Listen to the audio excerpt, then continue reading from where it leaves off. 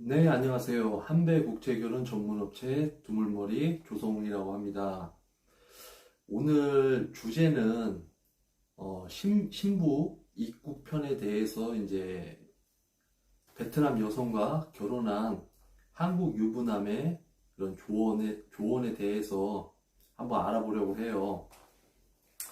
우선적으로 이제 신부가 비자를 받고 한국에 들어오게 되면 대부분의 신랑들이 신부를 마중을 가요. 마중을 가는데 신부가 베트남에서 혼자 한국으로 넘어오게 돼요.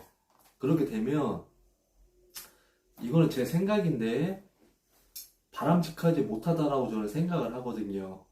왜냐면은 저 같은 경우에는 이제 우리 신랑들이 뭐 결혼을 하고 이제 신부가 비자가 나오고 하면은 신랑이 베트남으로 넘어가서 그리고 이제 처갓집 식구들 그리고 친인척들 같이 뭐 어울릴 시간도 좀 갖고 같이 이제 뭐 조촐하게 또 식사도 같이도 하고 서로 뭐 덕담도 나누고 그렇게 하고 나서 신부랑 같이 동반 입국을 한국으로 입국을 권장을 해요. 근데 대부분의 이제 한국 남자들 보면은 그냥 신부들이 혼자 오게끔 만들어요. 그리고 뭐 신부가 이제 한국에 오게 되면 이제 신랑이 마중을 가는 그런 식인데, 근데 이런 부분이 뭐 본인이 바쁘니까 이렇게 생각을 할 수가 있어요. 내가 바쁘니까 뭐 자초지종을 딱 얘기를 해도 신부 입장에서는 되게 서운할 수가 있어요. 서운할 수가 있고, 그리고 이제 장인 장모님을 좀 무시하는 경향이 있을 수도 있고, 그리고 이제 신부를 또 무시하는 경향이 있을 수가 있어요. 막말로 뭐 한국 사람이 예를 들어서 신부가 이제 한국에 들어왔어. 그러면 뭐 추석이 있을 거고 또 명절이 있을 거고 제사가 있을 거란 말이에요. 근데 남편 보고 너 혼자 가. 난 안 갈 테니까. 어? 그렇게 딱 얘기를 하면 왜 그러냐고 이제 또 물어볼 수가 있잖아요. 물어보게 되면은 너도 혼자 나 갔는데 너도 혼자 가. 이렇게 얘기를 할 수 있다 이 말이죠. 그리고 남자가 어느 정도는 모범을 보여야 돼요. 모범을. 어? 내가 어? 아내를 뭐 지극정성으로 사랑하고 아껴주고 그리고 이제 신부의 장인어른 장모님한테도 정말 내가 행복하게 제가 어? 사랑하면서 아끼면서 잘 살 수 있도록 하겠습니다. 이렇게도 다짐도 하고 그러면서 인사드리고 손잡고 같이 이렇게 한국에 넘어오는 게 바람직하다라고 저는 생각을 하고 있거든요. 그리고 이제 신부 입국은 이제 이걸로 마무리가 되고 그리고 이제 두 번째는 한국 남자들 중에 좀 약간 좀 이상한 사람들이 있어요. 어? 원래 이제 베트남 사람들이 영상 찍는 걸 되게 안 좋아해요. 뭐 이렇게 영상 찍어서 뭐 유튜브에 올리고 이런 거 되게 안 좋아하거든요. 근데 신부가 입국하자마자 그거를 또 뭐 자기는 뭐 기념으로 이렇게 한다라고 하는데 솔직히 여자들은 다 똑같아요. 내가 힘들게 한국에 왔어. 되게 피곤하단 말이에요. 근데 영상을 찍고 이렇게 하는 거를 그렇게 막 달갑게 보질 않아요. 그러니까 신부가 한국에 들어오면 영상 같은 거 막 찍으려고 하지 마시고 그냥 뭐 기념사진 이런 거 찍으시면 괜찮죠. 근데 저도 마찬가지로 우리 와이프도 저하고 뭐 이렇게 뭐 사진 찍는 거 되게 좋아해요. 사진 찍는 거 뭐 동영상 찍는 거 되게 좋아해요. 근데 이렇게 뭐라 해야 되나 어디에 막 올리고 이런 걸 되게 싫어해요. 그래서 저도 그런 거를 해본 적이 없어요. 예전에 우리가 2년 차쯤 됐을 때인가 3년 차쯤 됐을 때인가 부부 생활로 그때 이제 다문화 고부열전에서 그 PD가 연락이 왔었어요. 어? 저기 영상 이렇게 해서 한배 부부 너무 예쁘게 사는 것 같다. 그 PD분이 저한테 이제 연락을 줬고, 그리고서 이제 저도 제 마음대로 그걸 하지 않았어요. 그래서 이제 아내한테 먼저 동의를 구했죠. 이만저만 해서, 우리가 이제 사는 모습을 영상으로 이렇게 찍고, 이렇게 프로그램을 제작을 하고 나면 나중에 이제 우리한테 뭐 이렇게 베트남도 갈 수 있게 공짜로 여행도 보내준다. 그래서 우리가 찍으면 어떻겠냐 이렇게 물어보니까 그때 당시 이제 애기 엄마가 하는 말이 안 된다. 내가 뭐 한국에서 살아서 한국말을 잘하는 것도 아니고, 그리고 이 영상을 그 페이스북이나 뭐 유튜브나 이런 데에서 이제 베트남 사람들이 많이 보기 때문에 되게 좀 안 좋게 생각할 수 있다고 얘기를 하더라고요. 왜냐면 이제 한국말도 제대로 못하니까 좀 바보 같다, 뭐 이런 거, 이런 좀 사생활 노출이 좀 심하다 해가지고서는, 그래서 저도 이제 그때 당시 오케이 알았다고 영상을 안 찍겠다. 그래서 인터뷰 한다고 하더라.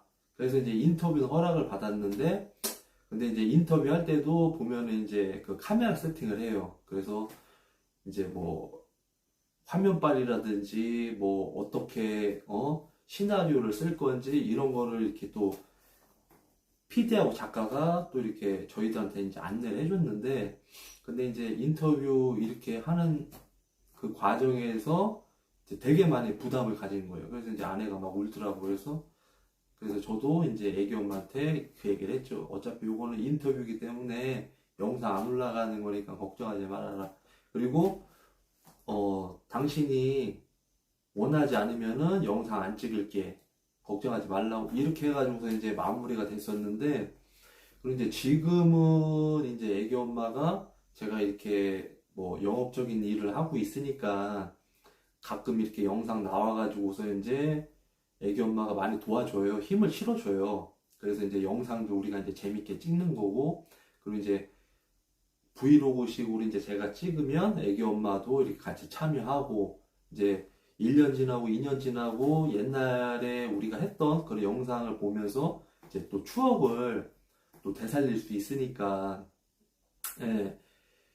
그리고 이제 또, 그거를 또 보고 나면은 또 이렇게 뭐라 해야 되나, 왠지 모를 그런 애틋함? 이런 게 또 생기더라고요. 그래서 이제 그런 것도 찍는데, 뭐, 이렇게 막 상업용으로 이렇게 찍는 거는 별로 이렇게 안 좋아하더라고요. 그러니까는 신부가 입국하면, 편안하게 해주시고, 뭐 영상 이런 건 좀 자제하시고, 그냥 사진 같은 거, 그리고 이제 뭐 신부가 집으로 갈 때 편안하게 갈 수 있게끔 에스코트 해주는 거, 이게 좀 필요하다 생각을 합니다.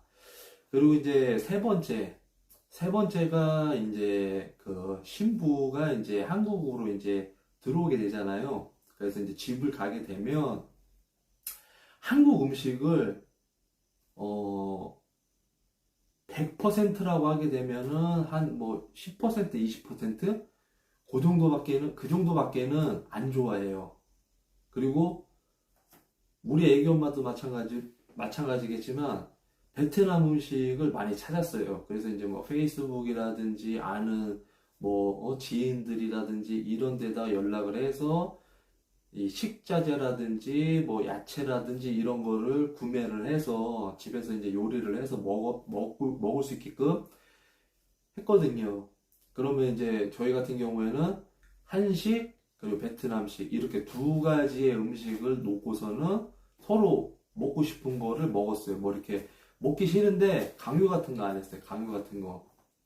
근데 대부분의 이제 베트남 여성이 오게 되면 너는 이제부터 한국 사람이니까는 한국 음식을 먹어야 된다라고 하면서 시어머니가 한국 음식을 이렇게 차려줘요. 그러면 이제 시어머니가 며느리가 이제 깨작깨작 거리면 또 그거를 보고 이렇게 이해해주는 시어머니도 있는가 하는 반면에 또 그런 거를 또 되게 안 좋게 보시는 분들이 있어요. 그러면 이제 또 이런 부분이 또 스트레스를 받거든요. 그렇기 때문에 음식은 절대로 강요하거나 그리고 이제 그거를 가지고서는 권유를 할 필요는 없어요. 그러니까 본인이 먹고 싶으면 먹고 말고 싶으면 말고. 그리고 이제 네 번째가 이제 그 한국에서의 그런 적응을 해야 되잖아요. 그죠? 한국 생활에 대한 적응인데, 저 같은 경우에는 예를 들어서 이제 와이프가 한국에 와서 편안하게 지낼 수 있게끔 그런 환경을 만들어줬어요.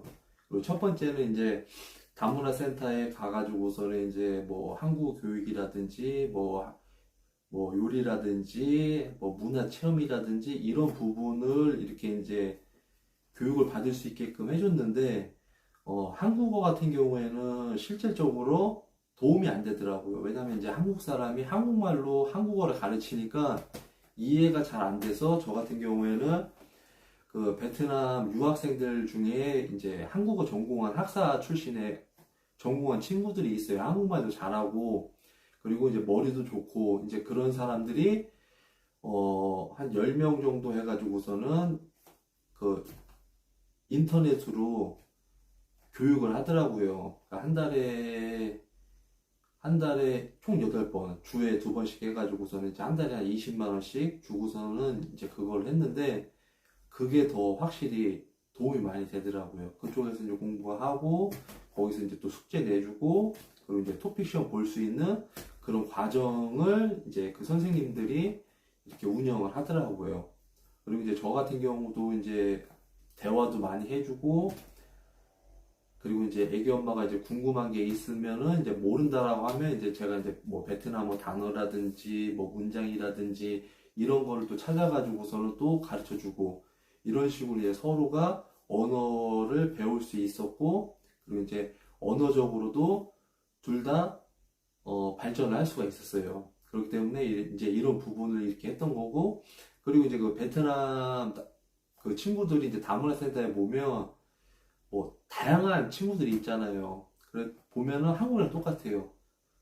뭐 이렇게 서로 신분 차이가 있어요. 신분 차이가 뭐 예를 들어 뭐 중학교밖에 졸업 못했다, 고등학교밖에 졸업 못했다 이러면 이제 그런 사람들끼리 노는 거고 대졸자다 하면 이제 뭐 대졸자들끼리 이렇게 서로 성격 비슷한 사람들끼리 이렇게 또 모이더라고요.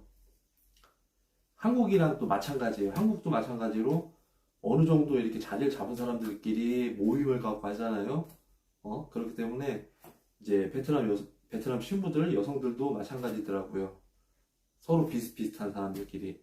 그리고 이제 어떤 분이 문의를 줬었어요. 문의. 어, 베트남에 만약에 이제 남자가 결혼을 하게 되면 베트남 문화에 대해서 알아야 되냐? 그리고 두 번째가 남자가 베트남어를 배워야 합니까? 이 두 가지 질문이었어요. 그래서 아니 당연히 베트남의 문화나 베트남어를 알면 어? 플러스가 되지 마이너스는 되지 않는다라고 이제 얘기를 해주니까 그 친구가 저한테 얘기했던 게 뭐냐면 업체에서는 또 그런 얘기를 했대요. 뭐 남자가 베트남어를 배우게 되면 아내는 한국말을 안 배운다. 이렇게 얘기를 하는 거예요. 말도 안 되는 소리지. 한국에서 살면 한국어를 쓰지 베트남어를 쓸 일이 별로 없어요.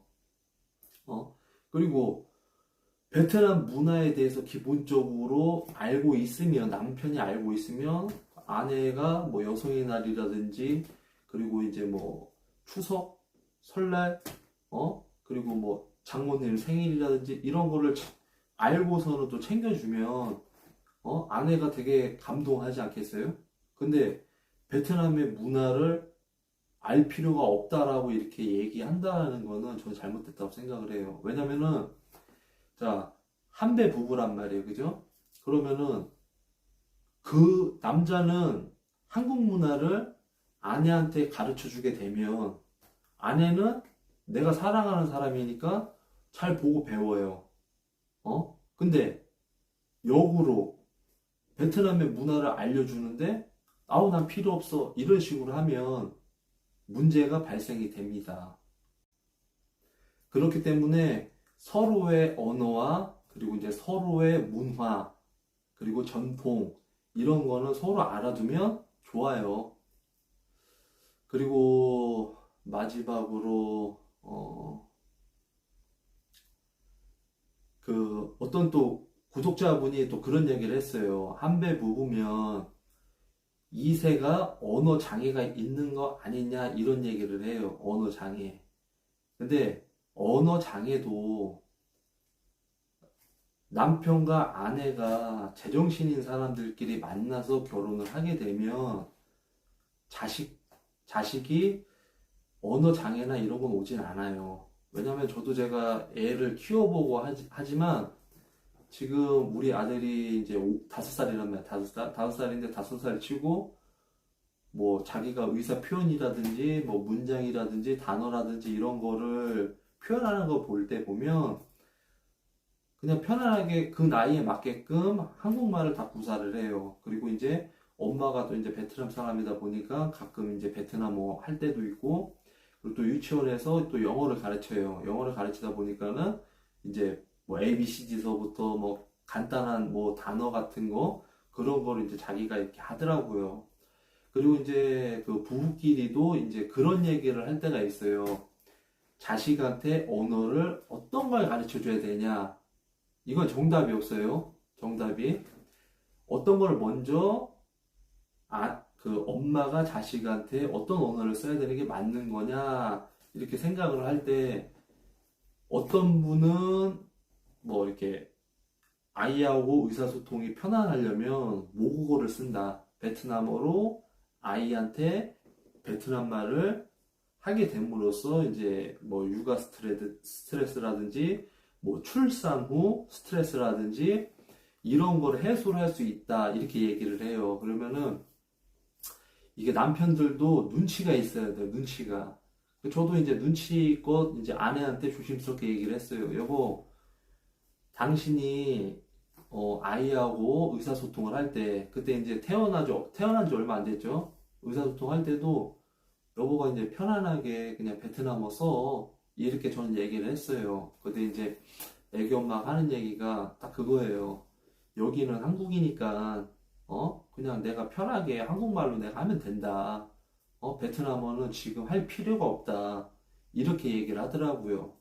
그때 당시 이제 애기 엄마도 이제 한국어를 이제 되게 재미있게 하고 배우고 했던 그 시기이기 때문에 굳이 뭐 나는 뭐 베트남 필요 없다, 이렇게 얘기를 했었고, 그리고 나는 베트남을 좀 알았으면 좋겠기에 언제쯤 아들이 베트남어를